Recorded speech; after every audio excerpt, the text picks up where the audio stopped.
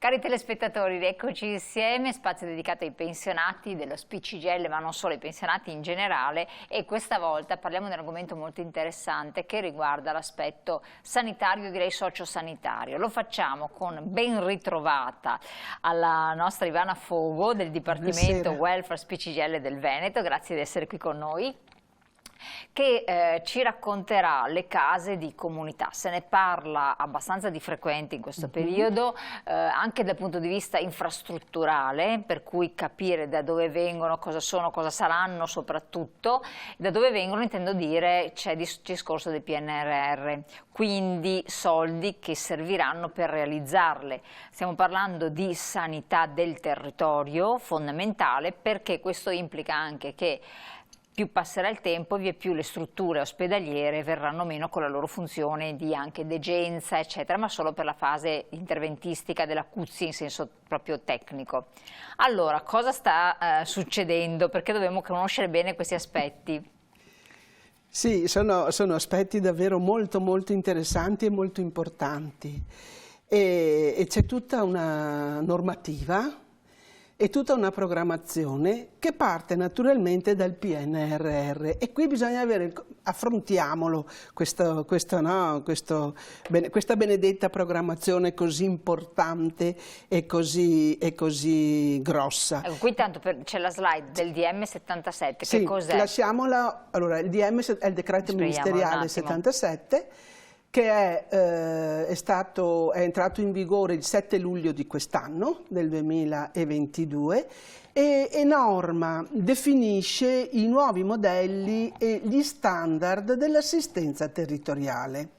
Quindi è già operativo adesso? Sì, è già stato, non solo, ma anche nella nostra regione c'è già una delibera che ne recepisce in parte, non il DM, ma diciamo le risorse che servono per attuare quello che il DM 77 stabilisce, ma che però sono risorse che nascono del PNRR. E allora adesso solo leggiamo questi punti che sono molto interessanti, perché dice facile accesso ai servizi sociosanitari, risposta coordinata e continua ai bisogni della popolazione, approccio integrato e multidisciplinare, che vuol dire tutto e vuol dire niente. Vorrebbe dire un grande passo in avanti se fosse tutto realizzato, però vediamo con che modalità. Per capire, interrompiamo la slide, andiamo a raccontare invece, dopo torneremo su queste slide, il PNRR, che in questo aspetto qui che cosa chiede, cosa ci dà? Anzi. Cosa ci dà? Ecco, dico solo i titoli, però è importante per inquadrare bene di che cosa stiamo parlando. PNRR, Piano Nazionale di Ripresa e Resilienza, è bene che impariamo, perché tanto lo sentiamo sempre nominare.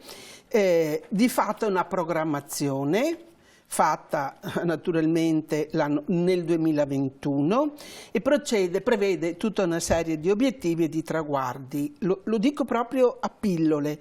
Approvato il 13 luglio del 2021, un impegno di spesa, cioè i soldi dobbiamo ragionarci entro il 2023, come spenderli, uso proprio le parole che si sentono in giro, no? I soldi che dà in parte l'Europa, in parte c'è un fondo dato dall'Italia, quindi quei soldi lì, quelle risorse lì devono essere impegnate entro il 2023, quindi tutti i progetti devono essere fatti secondo tutta una serie di determinati obiettivi un po' complicati, ma insomma devono essere fatti, depositati, perché poi i progetti vengono esaminati.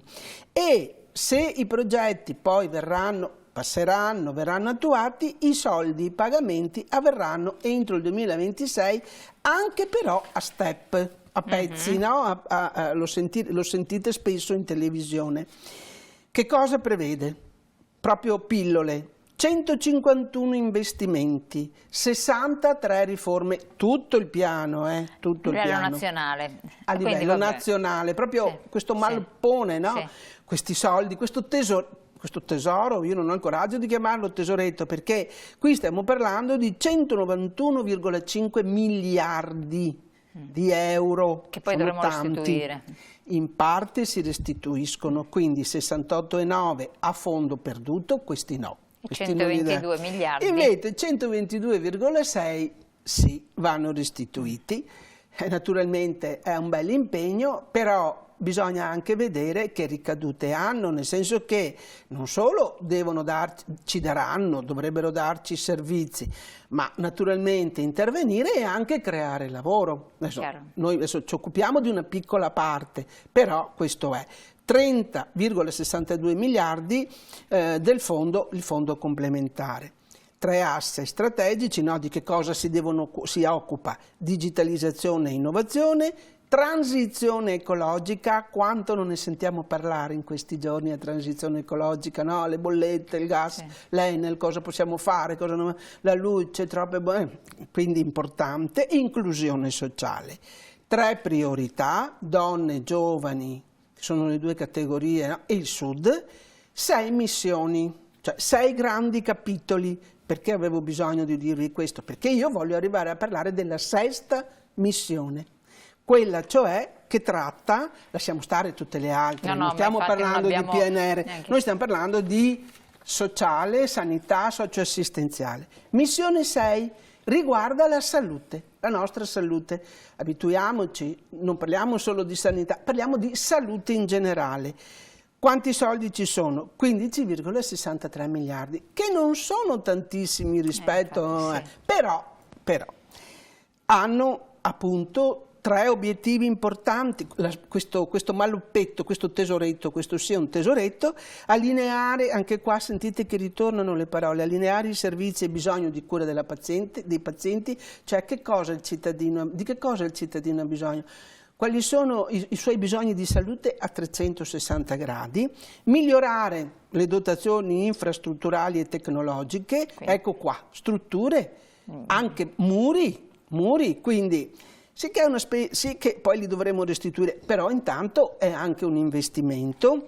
Io, come dire, il mio compito oggi è anche di vedere un po' il bicchiere mezzo pieno, di dire cosa è scritto qua, poi cosa riusciamo a fare, lo vedremo nel tempo, adesso ma anche nel tempo.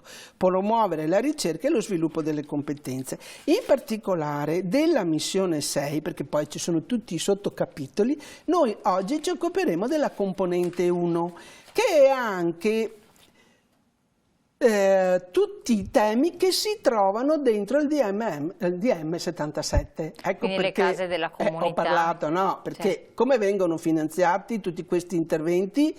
Con questi soldi. Componente 1, reti di prossimità, strutture intermedie, telemedicina per l'assistenza sanitaria territoriale. Primi capitoli, casa della comunità e presa in carico della persona, e poi insomma via via. Oggi parliamo però, abbiamo deciso di fare un passettino alla volta, perché altrimenti non riusciamo a capire, casa della comunità, importantissima. Che cosa fa? Vediamo la prima. Allora, un conto abbiamo detto il PNRR, no? Cioè la programmazione, i soldi, e le risorse. Qui invece entriamo nel DM77, cioè che modello l'Italia ha deciso di darsi usando queste risorse, ma che modello ci si dà laddove si comincia a parlare, quando si parla, scusate, di assistenza territoriale. È importantissima, perché territoriale significa vicino a noi. Quindi è il distretto? È il distretto e tutto quello che c'è dentro, ma non solo, e tutto quello che al distretto è collegato, tutto quello che può servire al cittadino quando ha un bisogno di salute al di fuori dell'ospedale. Ok? Quindi ci intendiamo bene. Oggi non parleremo di ospedali, di nessun tipo. Parleremo di assistenza proprio, quella che ci dà, quella che oggi, anche oggi in parte insomma, abbiamo tanti segmenti che costituiscono la medicina di prossimità e costituiscono appunto l'assistenza territoriale, no? Ma questi segmenti fanno parte della rete dei servizi, ma sono alcuni di loro un po' slegati e molto spesso non parlano fra di loro. In realtà il DM77 li mette tutti insieme, li collega tutti e li obbliga a parlare fra di loro. Oltretutto il DM77, ma lo vedremo nei prossimi incontri che faremo, obbliga, scioglie quell'anello debole che è il dialogo fra l'ospedale e il territorio. Quante volte ne abbiamo parlato qua? Sì. no? Persone che vengono dimesse dall'ospedale, vengono mandate a casa, non sono guarite, hanno una serie di problemi, dove sbattono la testa. Il DM77 dà le risposte con dei servizi apposta, beh, non sono parole, sono proprio i servizi fatti veri. Ecco, quindi la presentazione del DM77, quando dicevamo facile accesso ai servizi sociosanitari, risposta coordinata e continuativa, questo voleva dire. Questo che vediamo, il distretto qui che vediamo in questa slide, sono tutti i servizi che vengono istituiti, in parte ci sono già, ma vengono messi in correlazione e istituiti proprio dal decreto ministeriale 77. Noi oggi ne abbiamo già parlato, possiamo anche leggerli un po' di corsa, c'è un numero... Sì, facciamo rapidi così andiamo anche avanti a vedere. Allora, partiamo dall'inizio. 116-117 si istituisce una centrale operativa regionale. È un numero nuovo a cui si potranno rivolgersi i cittadini, potranno chiamare una volta, naturalmente questo è quello che prevede il DM, poi che non è ancora stato attuato, certo, tutto, sì. Ecco, però lì può telefonare, può chiamare anche il semplice cittadino per cure non urgenti. Attenzione, non confondiamolo col 118. 118 è un'altra cosa, è un intervento immediato, certo. E resta. Qua niente viene sostituito, niente viene tolto, ecco, si aggiunge. Dentro al distretto cosa troviamo? L'unità di continuità assistenziale sono gli UCA. Gli UCA saranno dei medici che andranno a domicilio insieme con un infermiere. Poi ne parleremo in futuro, ma intanto la centrale operativa territoriale, noi la chiamiamo COT, ma sarà un numero, sarà un servizio dedicato, dopo la vedremo meglio, dove tutti potranno chiamare, anche i semplici cittadini, e che avrà questo compito proprio di collegare, di collegamento e di coordinamento e di indirizzo rispetto ai bisogni. L'infermiere di famiglia o di comunità, sono previsti un numero, dopo li vedremo strada facendo, un certo numero di infermieri, qua andranno assunti però questi infermieri, cioè attenzione, c'è questo problema. L'ospedale di comunità è una delle strutture intermedie, ne abbiamo parlato tante volte, sapete, sono quelle strutture residenziali che non è ospedale e non è casa di riposo, ma sono strutture intermedie dove le persone vengono ricoverate per un certo tempo per fare, che ne so, superare un po' una convalescenza, trovare anche un'assistenza, insomma, anche se limitata, è un passaggio appunto intermedio. Okay? Non deve diventare, ma ha lo scopo di aiutare verso il domicilio in caso, oppure di rientrare verso l'ospedale se c'è bisogno, insomma, no? La casa di comunità, di questo ne parleremo dopo, e questo è proprio il fulcro, è un nodo importantissimo del distretto, importantissimo proprio, e anche per il cittadino. Per noi teniamolo in mente, la casa di comunità diventerà il nostro punto di riferimento, che può essere hub, poi spiegheremo cosa vuol dire, cioè più grossa che resta aperta per più tempo, e quella SPOC che resta aperta per meno tempo, ma sempre a nostra disposizione. Poi c'è l'assistenza domiciliare, l'ADI, come c'è adesso, poi abbiamo il domicilio, le RSA sono le case di riposo, e poi l'hospice, che sapete essere, ma l'hospice esiste già come le RSA, insomma, quindi qui di quello non si parla.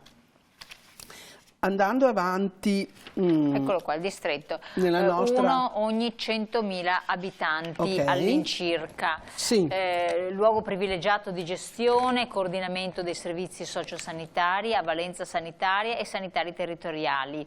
Cosa assicura? L'integrazione tra le diverse strutture sanitarie, quindi come abbiamo visto in tutte quelle strutture di cui abbiamo parlato prima, una risposta coordinata a continui bisogni della popolazione, uniformità dei livelli di assistenza, pluralità dell'offerta e assistenza primaria, questo nella forma, poi vediamo nella sostanza.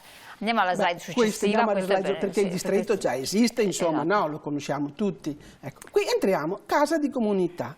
Ecco, questo diventa, diciamo, è la novità, è importante per noi cittadini, soprattutto per noi cittadini. Vedete, lì c'è scritto luogo fisico di riferimento per la comunità, in effetti è proprio così, cioè diventerà il luogo di riferimento per tutti i cittadini, per la popolazione, di fatto è la porta di accesso del nostro Servizio Sanitario Nazionale. Fino ad oggi, anche oggi, chi è? È il medico di medicina generale, medico di base, la porta di accesso. Poi invece diventa la casa di comunità, dove dentro troveremo i medici, adesso lo vediamo bene. Quindi lì, noi ci recheremo lì, è la porta di accesso al Servizio Sanitario Nazionale, quindi è vicino al cittadino, non sarà come l'ospedale, no, è vicino al cittadino, poi vedremo quante sono e quante devono essere, quindi accolgono il cittadino, fanno una prima analisi e lo orientano rispetto ai suoi bisogni di salute. Okay? Perché infatti dipende anche, no. Chiaramente qui non stiamo parlando di urgenza, attenzione, però è un primo accesso importante, siccome lì dentro troveremo tutta una serie di figure che dopo vediamo. Andiamo avanti con le slide così vediamo anche quella successiva. Sì, io volevo rispetto alla casa di comunità, perché è importante? Beh, è importante dal punto di vista delle nostre richieste, perché noi lì troveremo delle funzioni di appunto sanità di iniziativa, si chiama, no? Cioè chi ti accoglie deve interpretare il tuo bisogno, la presa in carico, l'accesso unitario, perché lì dentro vedremo chi troviamo. C'è anche un filtro di accesso, perché magari io vado per una questione e lì ho chi invece fa una diagnosi, sì, precisa. Allora, quindi rapidamente, una ogni 40.000-50.000 abitanti, 7-11 infermieri, un assistente sociale, 5-8 unità di personale di supporto sociosanitaria e amministrativa, poi c'è la casa di comunità SPOC, in numero che tenga conto di caratteristiche orografiche e demografiche del territorio per favorire la qualità e la capillarità d'accesso, quindi sostanzialmente è questo. Sì, importante, 40.000-50.000 abitanti, quindi io vi dicevo, certo che è vicino a noi. Ma non vicinissimo, insomma. Ma non vicinissimo. E poi, guardando bene, ci sono adesso, andremo a vedere che cosa... Vediamo la slide successiva. La slide successiva fa la differenza tra le case di... Vedete, mette a confronto le hub e le SPOC. Come vi dicevo, quelle hub, che sono le più grosse, vedete quanti servizi danno e è previsto, moltissimi di questi sono obbligatori. In più la hub sta aperta H24 7 giorni su 7. Ecco perché dico che è un grande punto di riferimento. Venerdì, sabato notte, domenica mattina, qualsiasi ora del giorno e della notte ho un problema, se non ritengo di dover andare in pronto soccorso, troverò relativamente vicino a me tutti questi, non tutti, ma sicuramente qualcuno che un medico sempre. Perfetto, intanto. Vediamo quella successiva. Volevo un attimo, se facciamo un salto ancora indietro, è importante vedere che, come vi dicevo, quelle hub hanno davvero un ruolo fondamentale, perché hanno un sacco di servizi dentro, tra cui anche la specialistica, è importantissimo dirlo questo.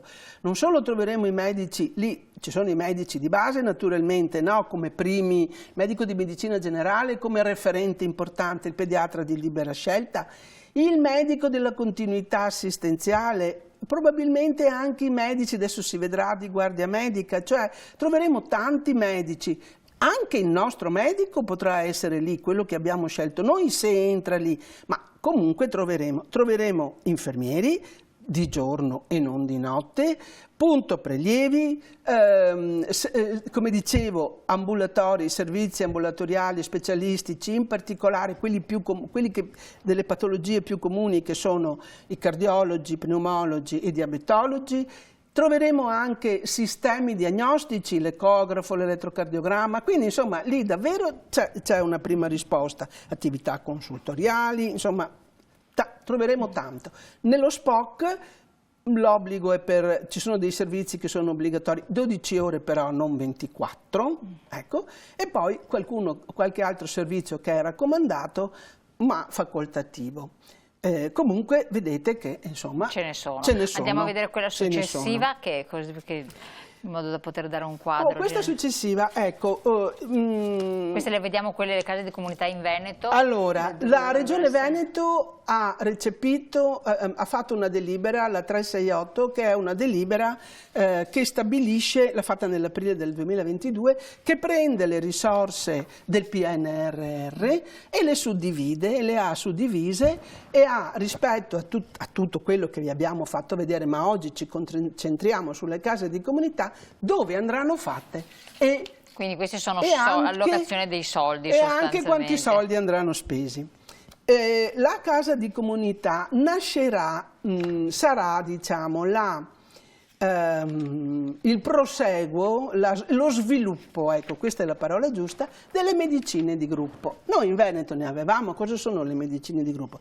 I medici di medicina generale che si mettevano insieme e che in alcuni posti, laddove avevano trovato l'accordo, davano risposte ai loro assistiti, però ai loro assistiti, non a tutti, H12, 5 giorni alla settimana e anche il sabato mattina. Ce n'erano già in Veneto, in particolare, vedete, c'è scritto 77, ok? Quello non ce lo siamo inventato noi, è documentato, Certo, ecco. certo. Suddivise nelle varie province. Vedete, c'è proprio indicato. Qui siamo a Padova, ce n'erano già 14, insomma c'era già quindi ci sarà un'integrazione sostanzialmente. Si parte da lì e si integra. sviluppa in un certo modo, perché questi sono insomma, medici di medicina generale. Non mi risulta, forse da qualche parte potrebbe esserci anche uno specialista, ma in realtà devono rientrare in quella tipologia là.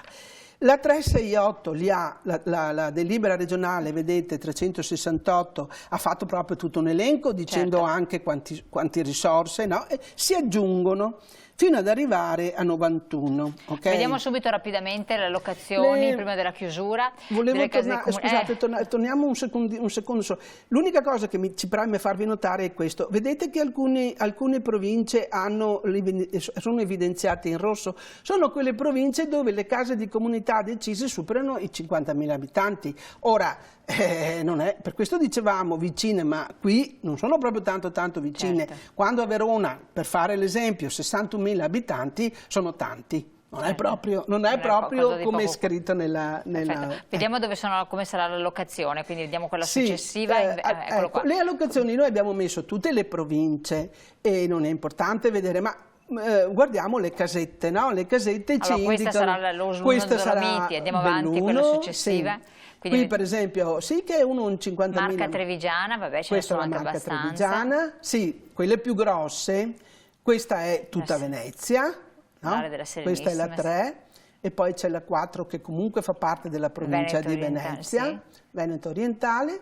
Quella del Polesine. E lì essendo un po' lungo, ci sono delle zone, la zona gialla è un po'... no, ce n'è a due. Sì, ci sono le casette, le abbiamo proprio messe per far vedere dove sono collocate. Poi andiamo a vedere la 6, quella di questa provincia, dove è abbastanza il territorio, però magari nella bassa, la zona rossa, che è quella, no, è il distretto... Sempre più un po' difficoltà. Perché è molto vasta, sono 48 comuni ed è un territorio molto vasto, sono 180.000 abitanti.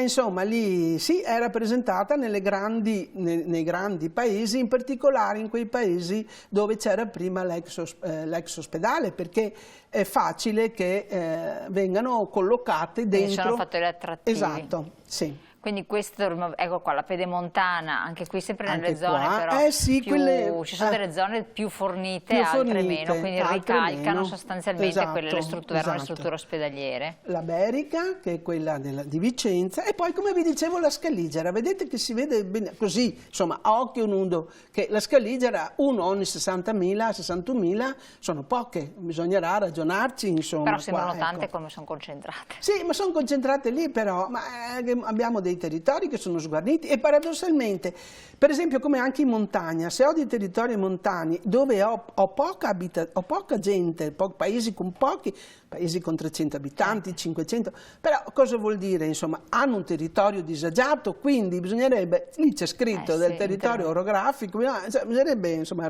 ragionarci. Concludiamo queste slide, abbiamo voluto aggiungere una slide sui medici di medicina generale. Cosa c'entrano? C'entrano perché capite che i referenti più importanti dentro le case di comunità saranno i medici di medicina generale, i pediatri di libera scelta. E vedete, noi abbiamo sempre il problema della carenza dei medici di medicina generale, abbiamo fatto tutto un documento, certo. Le proiezioni. La Regione è intervenuta aumentando le borse di studio a partire dal 2021, però e ne ha anche assunti, va detto, infatti l'abbiamo indicato.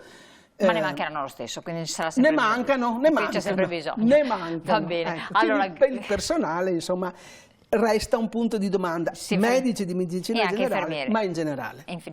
Allora Ivana Fogo, grazie mille, è stata bravissima perché la cosa era complessa, è riuscita abbastanza a semplicizzarla e vi consiglio comunque di rivedere in replica la puntata per farvi un po' un'idea, proprio per avere contezza di dove si dovrebbe andare e comprendere come funzionerà il sistema, ma ne parleremo ancora. Io vi lascio, ringrazio la nostra ospite, vi lascio alla pubblicità, poi noi ci rivediamo con le nostre interviste. A dopo.